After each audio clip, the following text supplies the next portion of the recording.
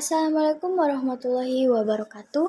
Saya Dina Trisetiawati akan mempresentasikan materi ke-6 Pendidikan Agama Islam dengan judul Membumikan Islam Indonesia agar Islam didasarkan sebagai kebutuhan hidup.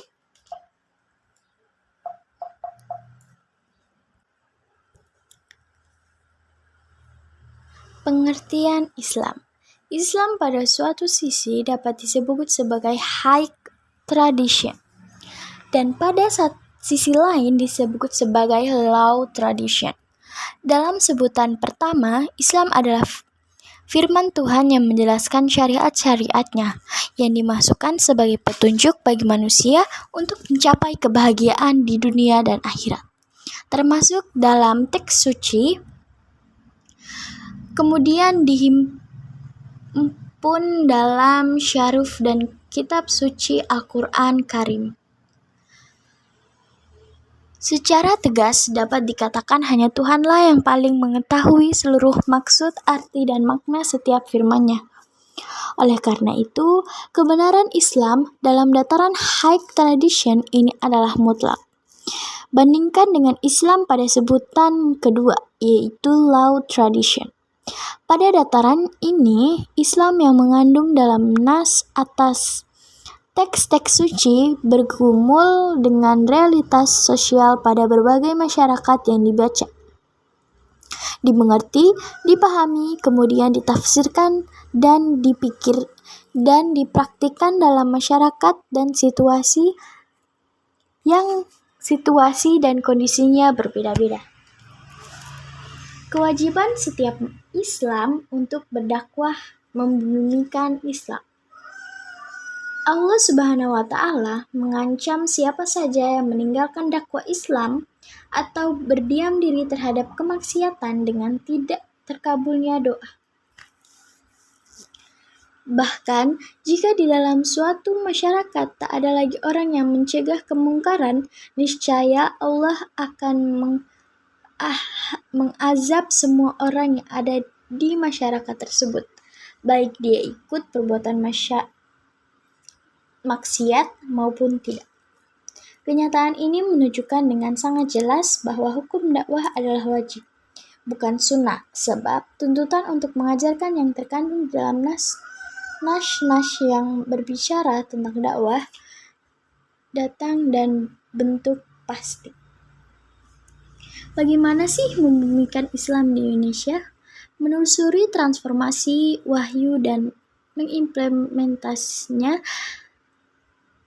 terhadap corak keberagamaan, menanyakan alasan perbedaan ekspresi dan praktik keberagaman, mengenali sumber historis, sosiologis, teologis, dan filosofis tentang pribumisasi Islam, mengenali sumber historis Indonesia sebagai modal dasar, menawarkan gagasan pribumisasi Islam, mengenali sumber sosiologis. Sumber sosiologis, potret Islam Indonesia sangat toleran dengan tradisi dan komunitas lain yang berbeda keyakinan, menerima Bhinneka Tunggal Ika dalam Indonesia, menghargai pluralitas etnis, agama, dan gender, membela kaum minoritas, kaum mustadafin, dan kaum terpinggirkan lainnya.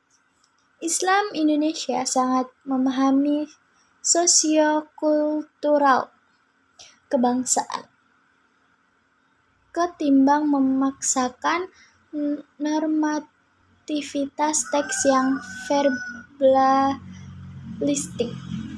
Dalam masalah praktik sosial kemasyarakatan, Islam Indonesia bisa menerima Pancasila sebagai dasar negara guna mempersatukan segenap entitas bangsa Indonesia. Membangun argumen tentang urgensi pribumi Islam. Secara bahasa, urgensi berasal dari bahasa Latin yaitu urgere, yang berarti mendorong Adapun secara istilah, urgensi yang menunjuk pada sesuatu yang mendorong, yang memaksa kita untuk menyelesaikan suatu hal. Pribumisasi Islam adalah rekonsiliasi antara budaya dan agama. Rekonsiliasi ini menuntut umat Islam memahami wahyu dengan mempertimbangkan faktor-faktor kontekstual termasuk kesadaran hukum dan rasa keadilannya. Gagasan pribumisasi Islam secara geologis dicetuskan pertama kali oleh Abdurrahman Wahid menurut Gus Dur. Pribumisasi Islam adalah suatu pemahaman Islam yang mempertimbangkan kebutuhan lokal di dalam merumuskan hukum-hukum negara. Sifat-sifat Islam pribumi. Islam pribumi memiliki beberapa sifat berikut. Yang pertama, Islam pribumi bersifat kontekstual, yakni dalam dipahami sebagai ajaran yang terkait dalam konteks zaman dan tempat. Islam pribumi bersifat progresif, yakni kemajuan zaman bukan dipahami sebagai ancaman terhadap penyimpanan terhadap ajaran dasar agama Islam, tetapi dilihat sebagai pemicu untuk melakukan respon kreatif secara intens. Yang terakhir, pribumi bersifat karakter bebas, yakni Islam menjadi ajaran yang dapat menjawab problem-problem kemanusiaan secara universal tanpa melihat perbedaan agama dan etik. Saya Dinatri Setiawati, sekian, terima kasih.